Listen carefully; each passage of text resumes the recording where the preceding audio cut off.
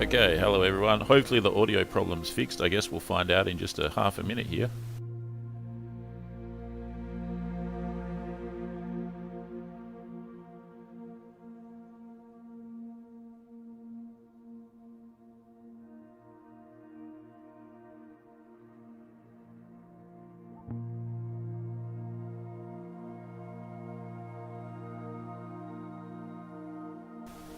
Testing, testing, 1 2 1 2.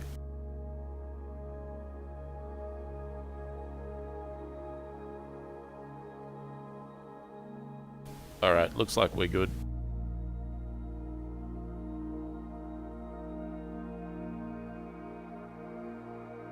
So what we're going to do is have a look for a World War II Japanese bomber crashed in the 1940s, as far as I understand the story to be. It's in Papua New Guinea. I know about this because of a YouTube video from a pilot that flies in New Guinea, and he discovered, I guess from the air, he discovered this World War II Japanese bomber. I don't actually know what type of aircraft it is. If anyone knows what it is, please let us know. I'm really interested to know. And I'm going to try and locate it and then actually land next to it and compare the size of a known quantity to the wingspan of the aircraft. This is a Beechcraft Bonanza, and its wingspan is known, its length of its fuselage is known. So if I can park it on top of the impression of the World War II bomber, we'll know roughly how big it is. Let's get going.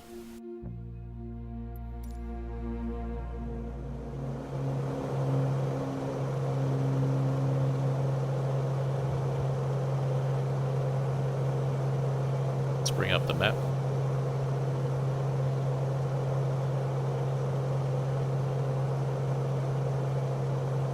So this is where we are. We're in New Guinea. Australia's down here. This is Australia here. And last time I was flying, I was here in Tasmania. So north a few thousand kilometres. Keep going, keep going, keep going, keep going, keep going. And then we get to New Guinea, and here's where we are. Just for your reference and your bearings. So in line with this island across here, and in line with about here, is this bomber. There's a shape here reminiscent of Australia, strangely enough. What a synchronicity. And actually it's made up of rivers in that shape. And then just over to that side of it there is where the bomber is. So let's try and find it now. I'm going to turn onto that course.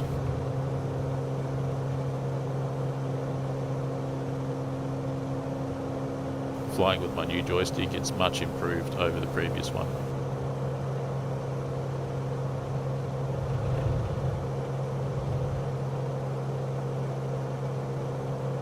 Trimming the plane out here.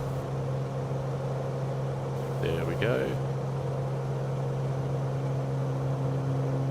Alright, we're pretty much on track.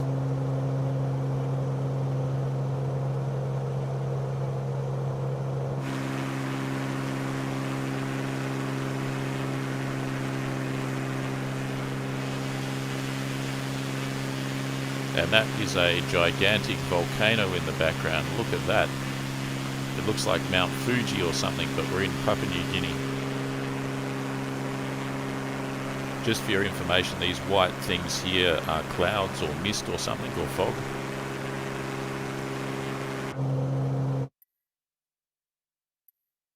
I should adjust the volume. If I can even remember how to do that. Sound. Master volume 30. Maybe that's about okay. We'll try 15.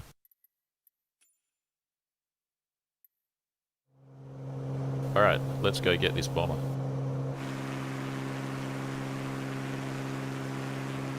Again, any issues with the audio, just let us know.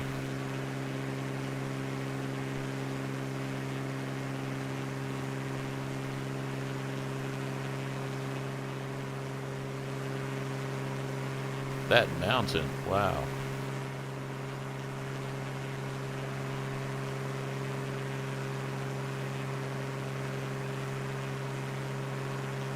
I think New Guinea sits on probably the edge or close to the edge of some tectonic plates. So this kind of region, you get a lot of earthquakes and a lot of volcanic activity.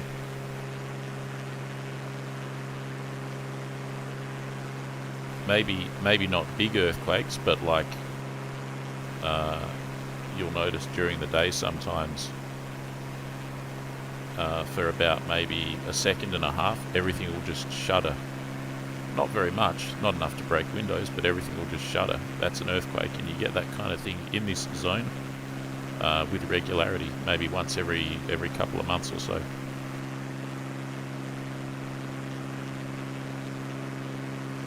Not to mention tsunamis.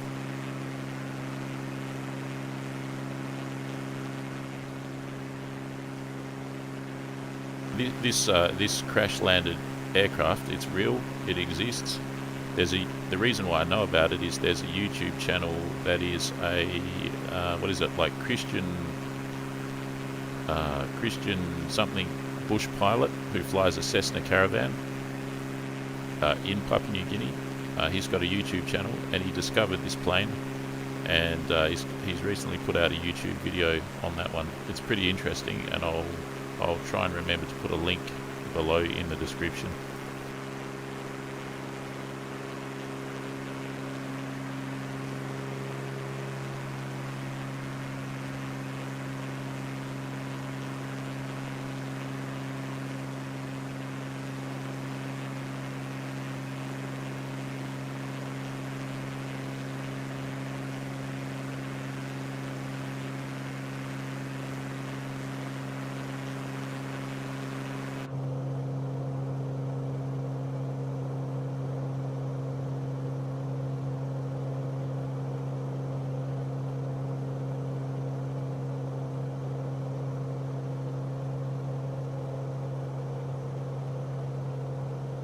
Not far off now, I think probably 3 minutes, 4 minutes. We have mountains over here, and then down there, which is north. Down there is north, and that is the sea over there.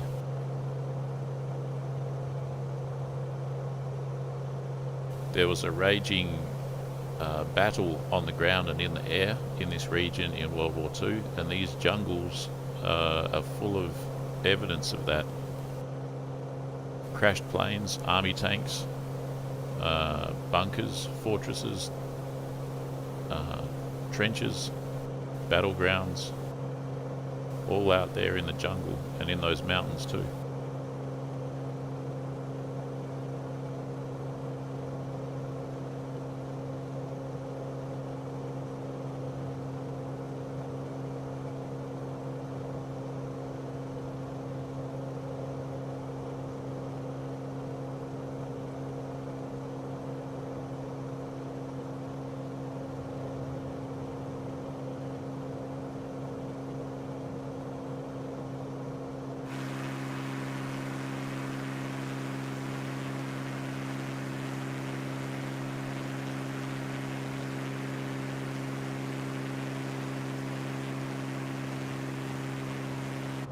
I think we're about a minute away. In fact, I think I can see it. I'll have to try this again with the graphics turned up. I'm looking for a white dot that's kind of on the nose there. Right there, yeah, that's it there. It's that white dot that's on the nose. That is the aircraft. You can see the pilot picked a pretty good location to land. It's kind of a flat treeless area. It's a treeless area, and there it is. That's an aircraft there.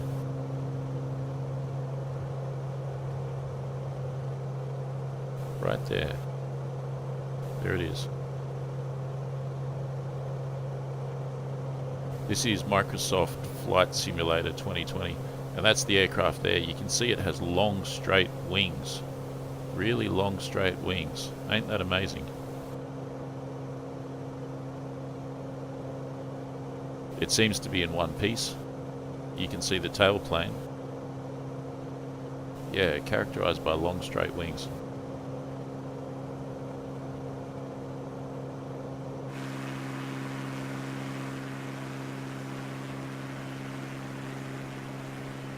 few airfields in the vicinity.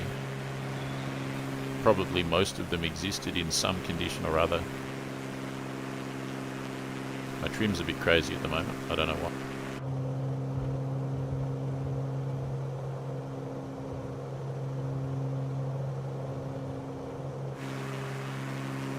Yeah, there's 2 or 3 aerodromes in the vicinity. Actually, there's tons of them. 1, 2, 3, 4, 5. So you're spoilt for choice. But they're not aerodromes. They're literally just, most of them are just like a patch of gravel, if you're lucky, or more likely dirt that's cut out of the jungle that you can land at that's near a village. Each one of those aerodromes would be a village that has an aerodrome strip on it. Some of those would have existed in World War II. Maybe 1 or 2 in this whole region, not the 5. And this guy here, who's obviously crash landed in one piece, and probably, I'm 99.9% certain that the crew walked away unharmed. They probably crash landed after takeoff, and then walked back to the aerodrome. That's my assumption.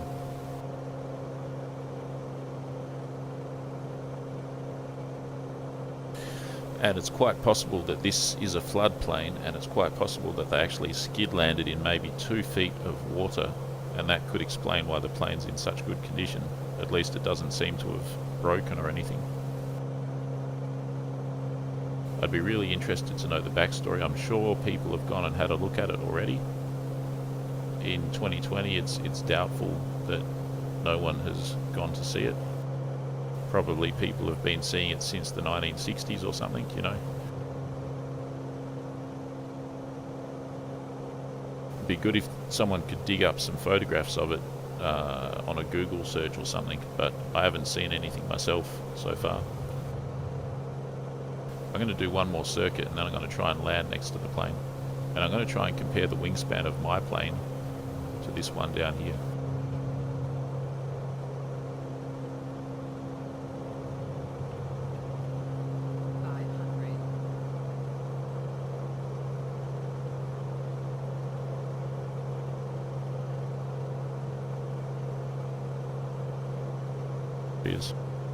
I mean, yeah, it doesn't look like too much on the flight sim, but frankly I'm amazed that it's actually in the sim. That's pretty good, isn't it? That actually exceeds my expectations. If that's the case, imagine what other things you can see.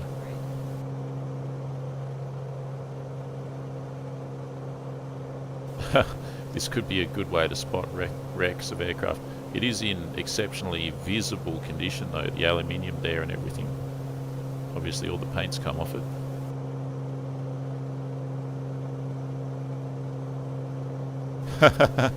Suddenly get shot out of the sky by a 109.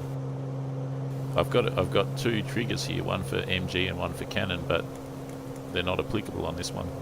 Alright, let's see if we can land.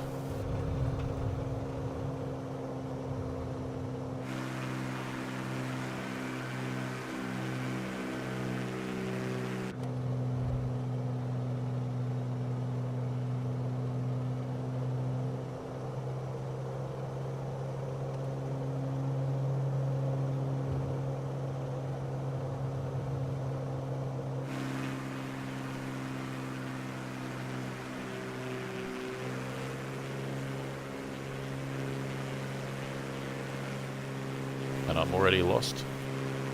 Congratulations, Frog, you're already lost. Ah, there it is. I've noticed this plane in these temperature conditions with the flaps and the gear down cannot climb.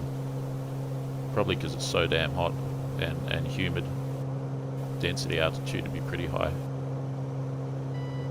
That's the stall warning there, just with a little turn. What are we doing? We're doing 80 something knots.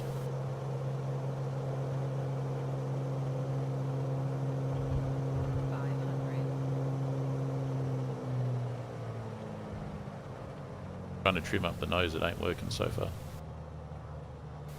That's a bit better.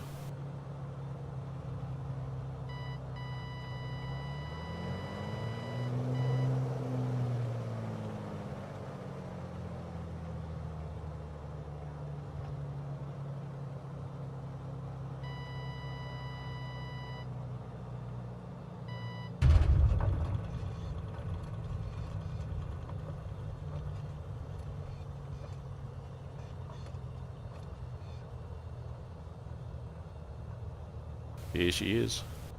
Wowee.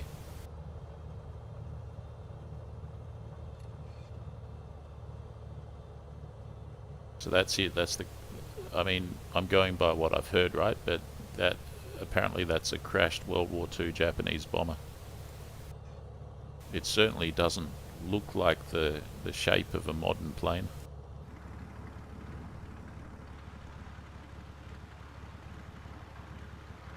It is there.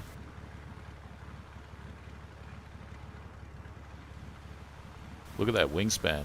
Look how thin and long that wing is.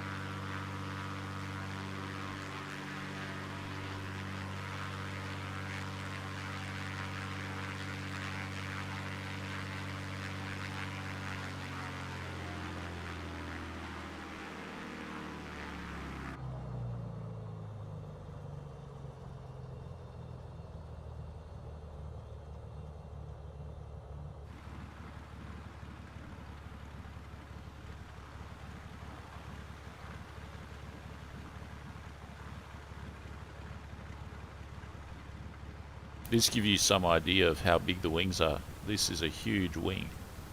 I'd say this is at least the length of a DC-3's wing. So you're dealing with a big aircraft here. I think this is even bigger than those single-engine, 3-crew torpedo bombers. So this is a known quantity. This is a bonanza. Look at that wing. You'd fit another one of those wings in that space from there to the tip there, and the tip is probably actually out to here somewhere under the shrubs. Remember, this is based on a satellite photo, so I'd say the actual fuselage is probably somewhat obscured underneath the shrubbery here. It probably goes out to here, and you can see some of the tail, but I think the actual elevator has broken off or something, because it seems short. I'd say the elevator would be out to here.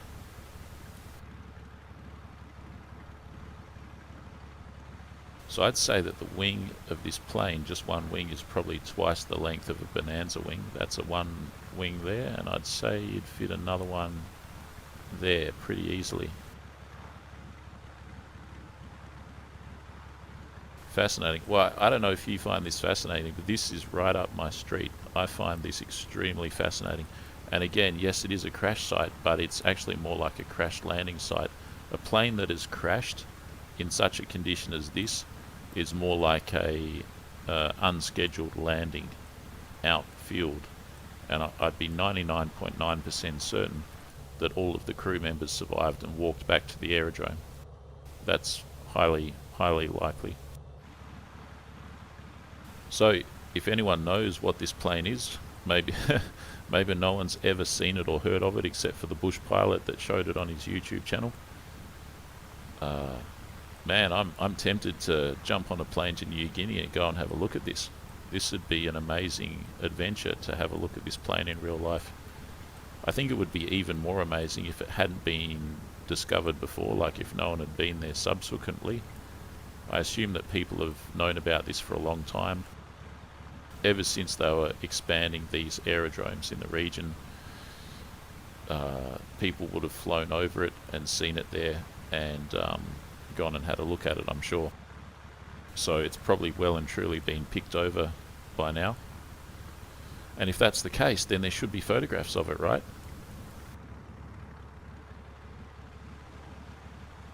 Surely there's some out there on the internet somewhere.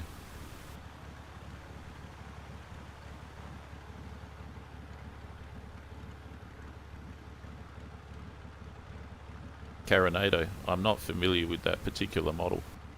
I think I've heard that this is a World War II Japanese bomber, so I don't know more than that. Someone was saying a float plane. sorry, like a flying boat, either a float plane or a flying boat. All I know is the wing is a long, straight wing, exceptionally long, about the length of a DC-3's wing, and each individual wing is twice the length of an individual Bonanza wing. That's all I've got to go on. Mysterious, huh? I find that fascinating. And again, I'm sure the crew survived. What I'm going to do now is just end the stream, but I'm going to try and take off. Set the flaps for takeoff. This is a Beechcraft Bonanza that we're flying, by the way.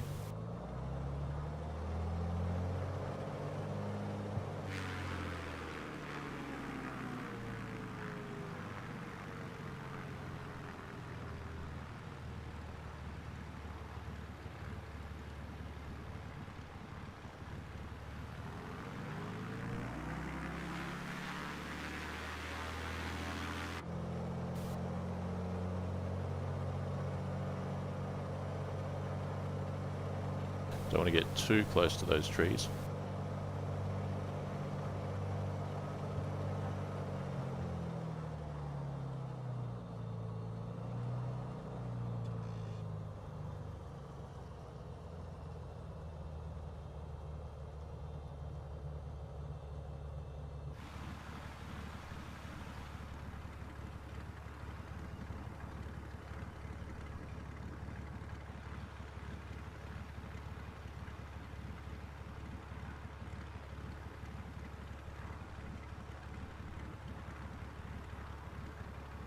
Wonder what the distance is from one of those aerodromes there to this point here. There's also a ton of rivers that flow along. If those rivers were deep enough, you'd be able to get a boat and go on the river, say from this village here, go on the boat along here, down to here, park your boat here, and then just walk a few kilometers, I'd imagine, to the site. So you'd have a few options. Or if you were rich, you could just jump in a hire chopper and fly your chopper out here and jump off, Vietnam War style. Alright, let's attempt to take off. I think we got enough space.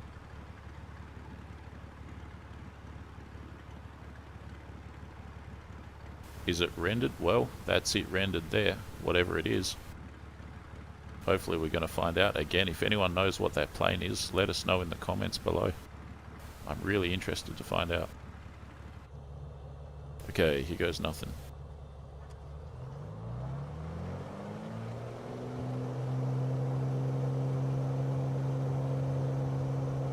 Along.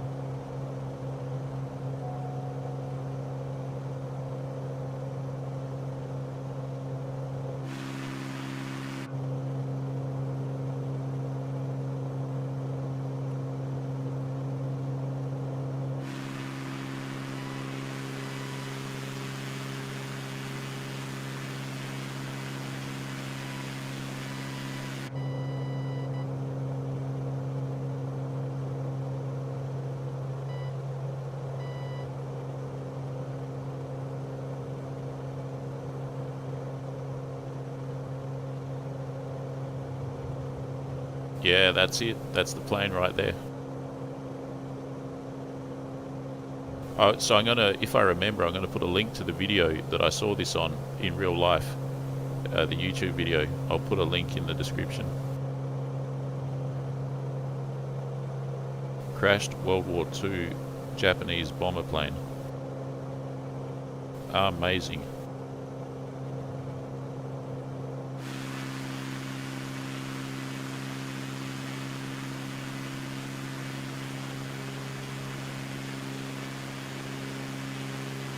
Theory is that there's no trees here because this is a semi-permanent floodplain, and I'd say those trees that are there, I bet you anything they weren't there in the 40s. They're probably just grown up in the last 15 or 20 years. And all of this to me looks like a floodplain. It really does. Look at that. You can see the Billabong estuary kind of right there, and that would extend out to there. So in the wet season, this would all be underwater, I hypothesize. So I think it's a really good chance. It's a really good chance that the plane was taking off from one of these aerodromes. One of these aerodromes was probably originally a World War II semi-emergency strip built by someone, probably by the Japanese. And that plane there, he was probably taking off from the strip, and then his engines failed, and he thought, right, I'll put it down in the floodplain. And it's quite possible that they never recovered the plane, maybe because all this area might have been under between 2 and 5 feet of water at that time. It's also possible that he ran out of fuel looking for the strip, and the weather around here can become terrible. There might have been fog or mist or cloud or a thunderstorm, and try finding a nondescript landing strip in a thunderstorm in Papua New Guinea in World War II with no navigation aids, nothing.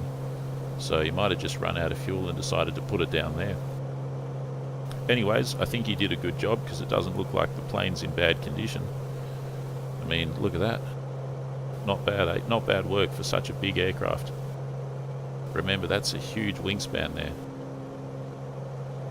You know what it kind of reminds me of? It kind of reminds me of a PBY Catalina.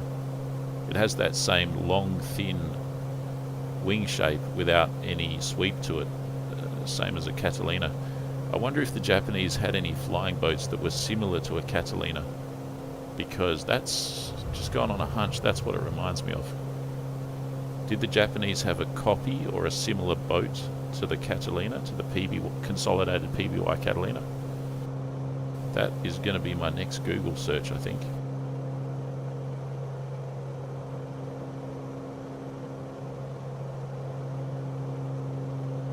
I think there are loads of these in wartime. It's just not worth recovering a plane in an inaccessible location. Yeah, totally. Especially if it's under 2 feet of water in crocodile-infested regions.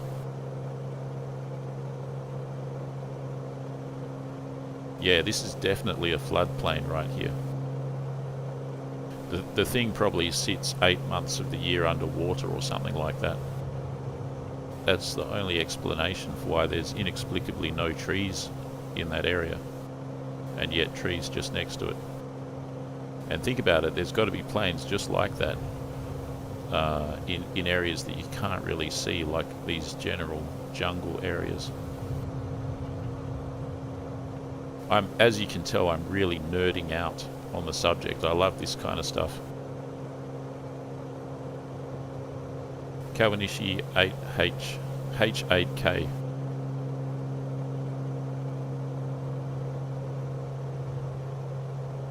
H8K, yeah. Let me just do a Google search for that.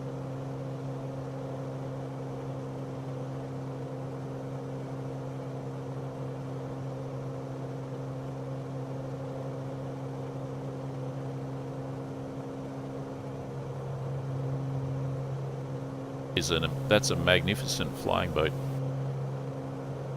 I think it would be good if it was that one. I think that one's too big though. That one's really huge. Much bigger than a Catalina as well, and it has a sweep to the trailing edge of the wing. The trailing edge of the wing has a sweep. And of course it's got the 4 engines. This one it's a mystery, man. This one seems to have, unless they recovered the engines or something, or someone scavenged them. But it seems to be a single-engine plane with a huge wingspan, about the same size as a Catalina or a DC-3, and single-engined by the looks of it.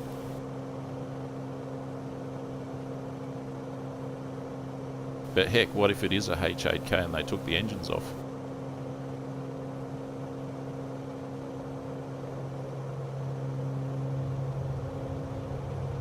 A copy of the Sunderland, yeah. And the Japanese were right into their amphibious aircraft, so it's quite possible that that's a gigantic float plane or a flying boat.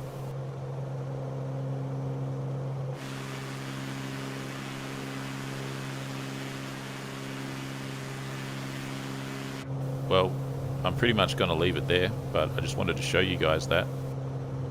There it is there. And hopefully we get further closure on this intriguing mystery.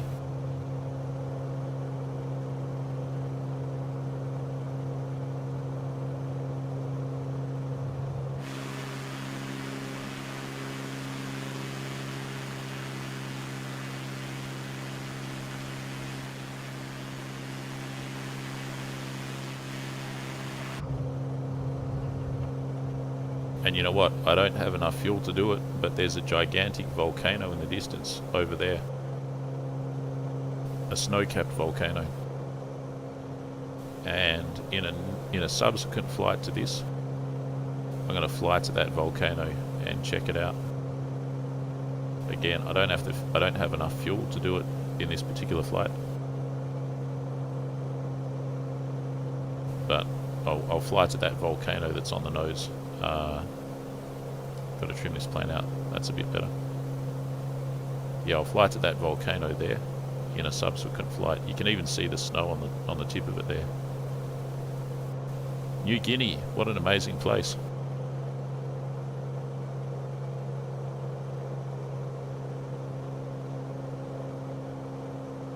This is not IL-2, of course. This is Flight Sim 2020. But we did just check out a World War II aircraft. Apparently it's a World War II aircraft. And there's a river down there. Look at this environment, it's amazing. Totally wild. A place ripe for adventure. Anyways guys, thank you very much for joining me, and hope you got some value out of that. And again, if you ever discover what that plane is, let us know in the comments below. Cheers.